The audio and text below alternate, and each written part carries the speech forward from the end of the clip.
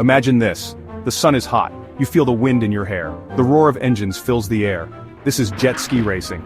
It's a wild ride on the water. Jet ski racing is not for the faint of heart. It takes guts. It takes skill. It takes a thirst for adventure.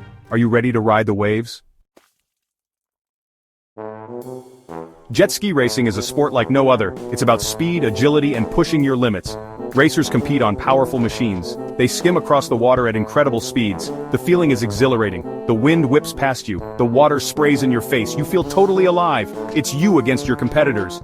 Who will conquer the waves? Who will take home the victory? Jet ski racing requires serious skill. Balance is key. You need to control your jet ski through choppy waters. It's like riding a bucking bronco, but on water. Timing is crucial. You must navigate turns. You have to avoid obstacles. And you need to do it all at top speed. It's physically demanding. You need upper body strength, you need endurance, and you need nerves of steel.